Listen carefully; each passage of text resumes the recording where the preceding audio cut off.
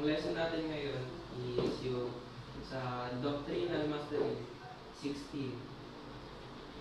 Sabi dito, ang matutuhang ipamuhay ang mga salita ng Panginoon sa mga banal na kasulatan ay magpapala sa iyo sa maraming paraan. Ang lesson na ito ay makatutulong sa iyo na maipamuhay ang mga katotohanan mula sa mga Doctrinal Mastery sa pangalawang bahagi ng Aklat ni Mormon.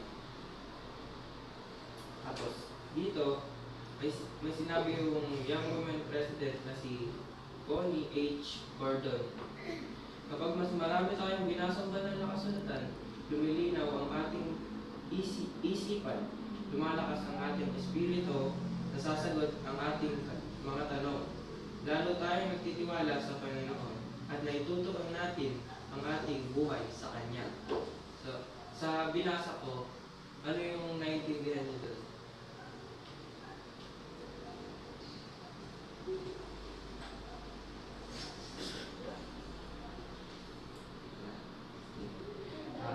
Sabi dito na kapag mas marami tayong nababasa sa banal na kasulatan o sa Book of Mormon o sa Scripture, mas lumilinaw ang ating isip.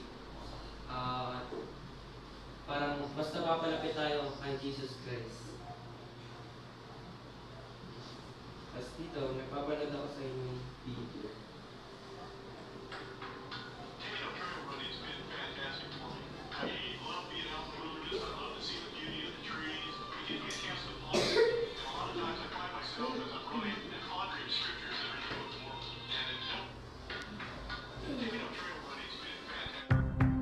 Taking up trail running's been fantastic for me.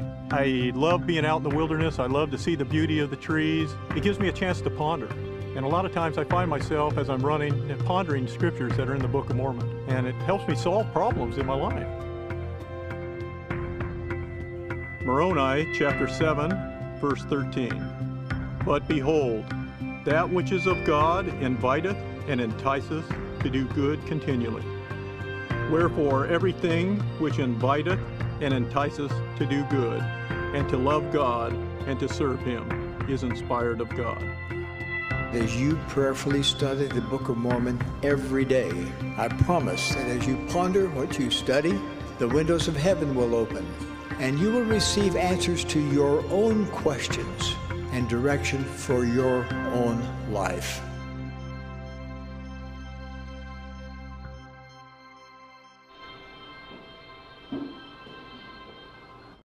Pinanood natin, ano yung naiintindihan ni sister?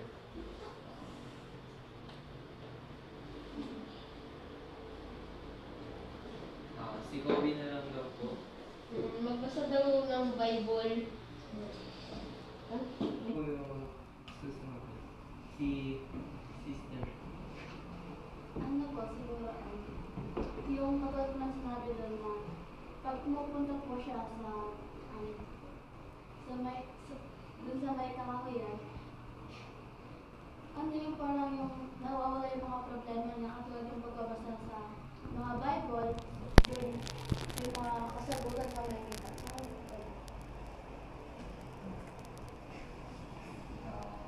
Thank you.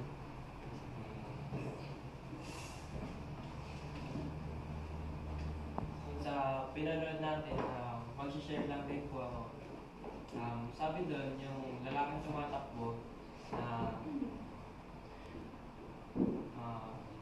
kapag nagbabasa daw po siya ng Book of Mormon, natutulungan daw po masagot yung kanyang mga katanungan. At parang mas napapalapit pa po siya kay Jesus Christ. Tapos sabi pa po, may sinabi po doon na parang kapag nagbabasa ka ng nagbabasa, parang nagbubukas yung bintana o pinto sa langit. Amen.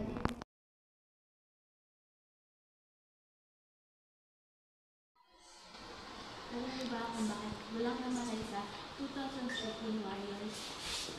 Kasi naniwala sila sa sinabi ng mga nanay nila na if hindi sila nag-doubt,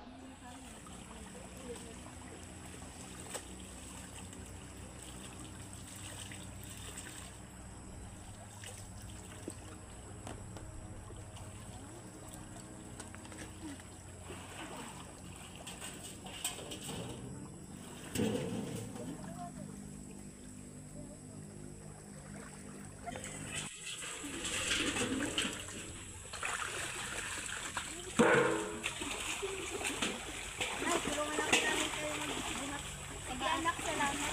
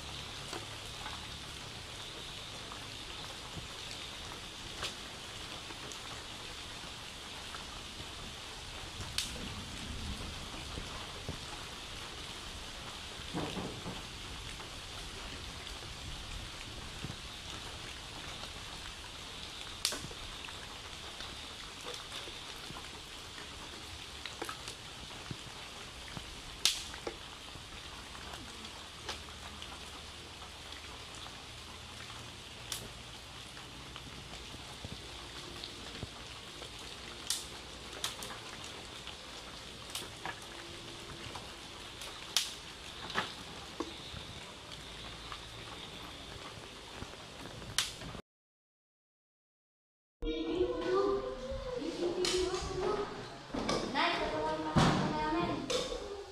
Anak, pwede po hugasan yung plato tapos ikaw mag-inis ka. At saka Shaila. Ganyan mo yung mga tabi. Thank you.